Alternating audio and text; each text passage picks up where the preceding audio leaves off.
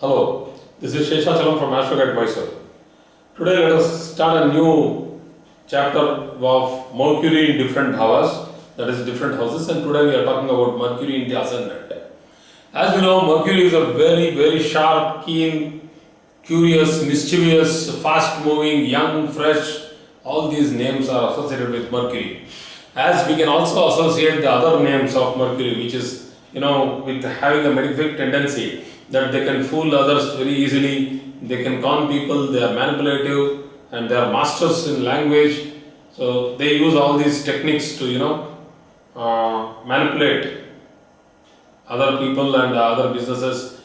It's as good as becoming a fraudster. So the two phases of Mercury, because Mercury is the planet along with Jupiter, these are the only two planets who own the Dvisvabhava Rashis. Mercury owns Gemini and Virgo, Jupiter owns Sagittarius and Pisces. So Gemini and Virgo, all this Gemini, Virgo, Sagittarius, Pisces, these four Rashis or signs are known as Dvisvabhava Rashis, or dual signs, which have dual characters. The first half of Gemini is Sthira, that is stable, fixed in nature. The second half is Chara, that is movable in nature. So that's why the same way it happens to all the four. So what are these people with, how do they come up in life, and what are their characteristics, behavior, and whether there is a good result or a bad result with Mercury in the Lagna. I will just go through it one by one. Made a list of points here. So they are interested in science, technology and proofs. So what type of proof? So these people cannot take anything just like that. You just say something, they'll ask why. Why? So Gemini will ask why. So same way Virgo will also ask why. So that means Mercury has that tendency to ask why, how. So they go deep into the technology to understand. So these people with a sharp Mercury can do fantastic research.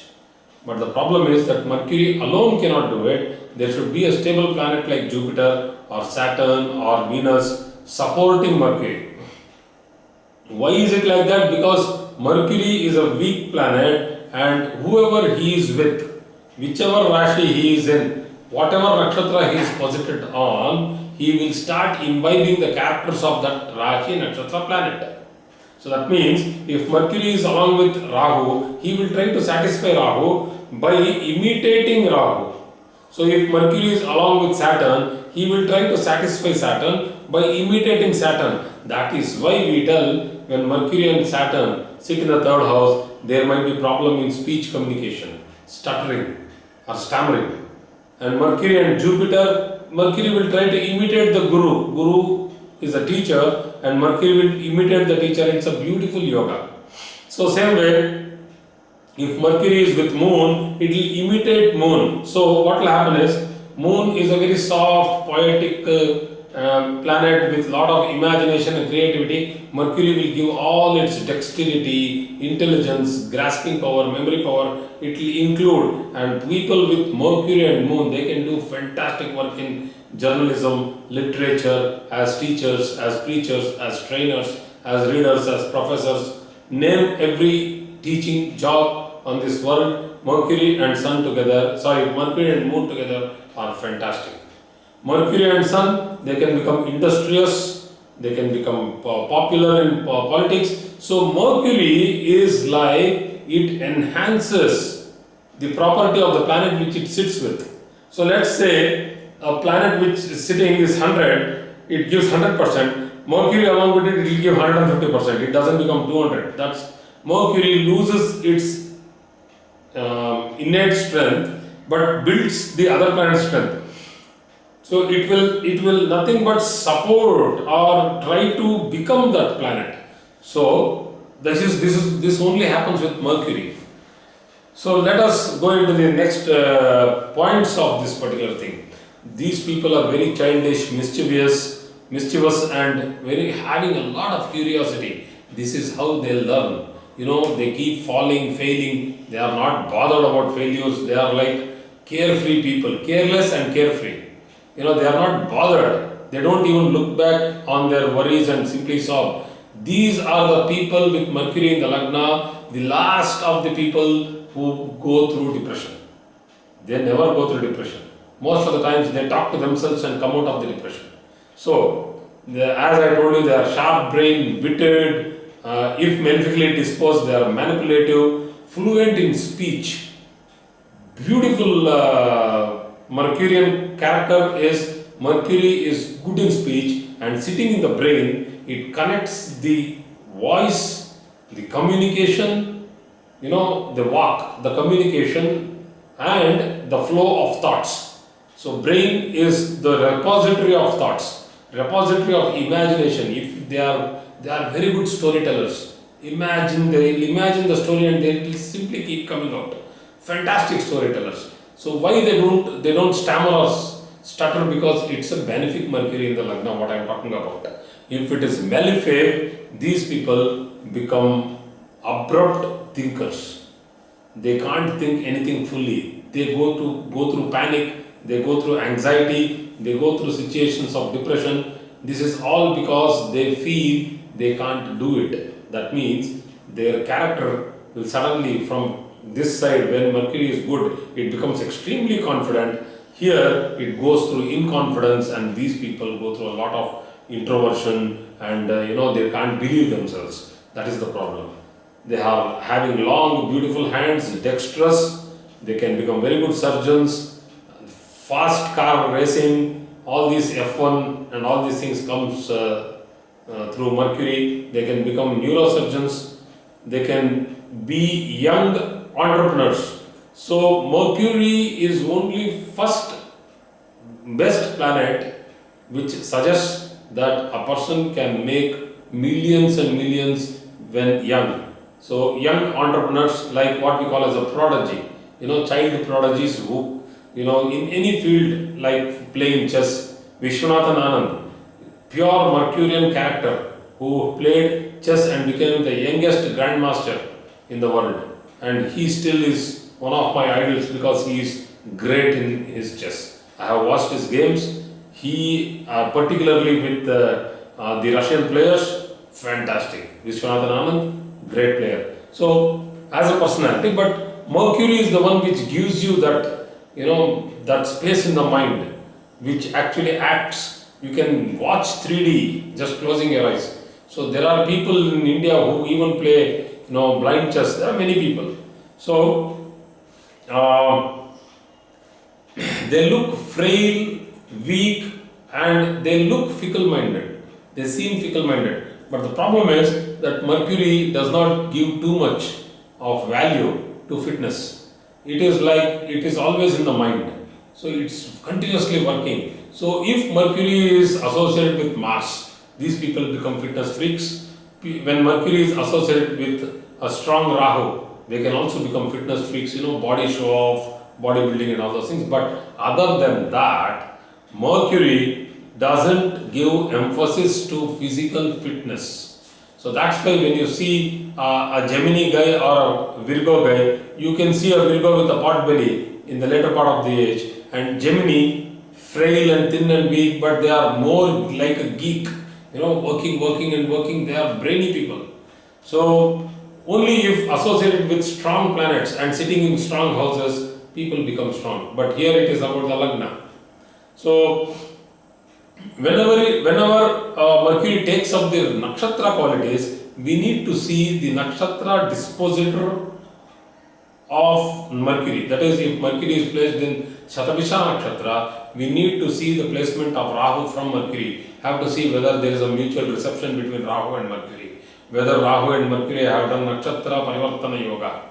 Like Mercury is sitting in Shatabisha nakshatra and Rahu is sitting in, let us say, Revati nakshatra.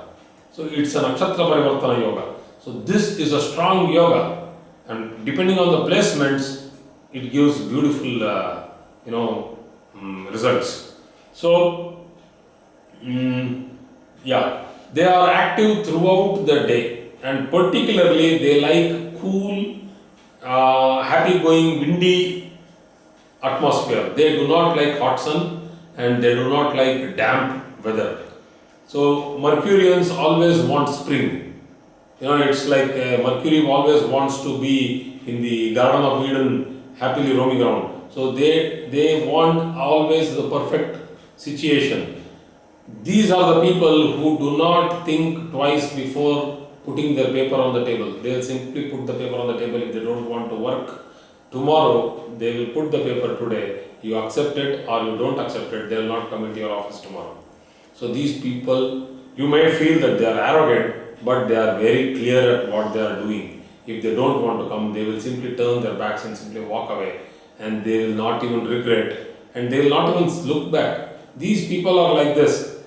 You may feel sometimes that they are rude. In a relationship, when a relationship breaks, they don't give a damn to what will happen next. They will simply walk out, and if at all there is a new relationship going to be formed, they are happy. They will be fresh into the relationship and enjoy it. So these people can become writers, editors, literary exponents like scholars, journalists, laureates. These are people who actually work. They are workaholics. If Mercury is benefically placed, the whole thing should be reversed. If it is malefically placed, they don't want to work.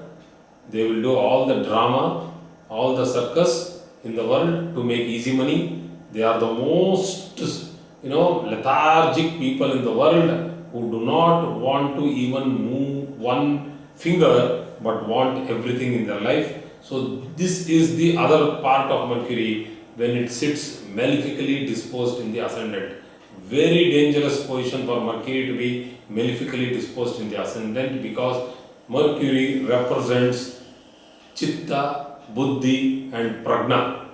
So there are different types of intellectual levels. Chitta, Buddhi and Prajna. Here it majorly represents Buddhi, which is the intellect.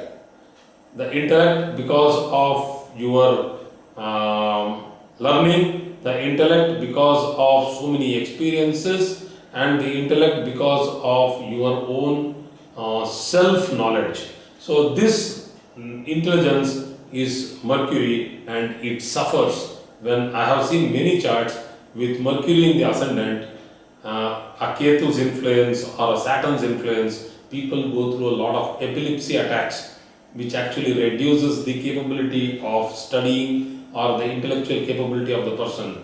Though the person born was normal, very intelligent, because of multiple attacks, he has reduced his performance. The performance reduces. People go through medication, they go through a lot of treatment, but still it has hit. I have some charts with me with Mercury's in the ascendant and who have been hit with epilepsy. I will give you those examples in the coming days. So I think this is enough for today. We need to understand that of all the planets, Mercury is the smallest planet, fastest planet, nearest to the sun, bright, always, sparkling bright. These people, the word Mercury itself, you should understand, is a liquid metal which cannot, does not have shape. It keeps flowing around with such speed. The viscosity of Mercury is so good, it's very less, and it keeps flowing like, very fast. It doesn't get touched, stuck to any surface. That is why we, in our regular language, we keep telling you should be as fast as a Mercurian. So we should be fast as a Mercury. So Mercurians are fast, but if they do not have a good stable Mars and a stable Saturn and a stable Jupiter in the chart, they keep stumbling, they get up, they fall, they get up, they fall. So let us see how I can explain that with the live chart, which I will be taking up in the next few days. So thank you very much for today's class.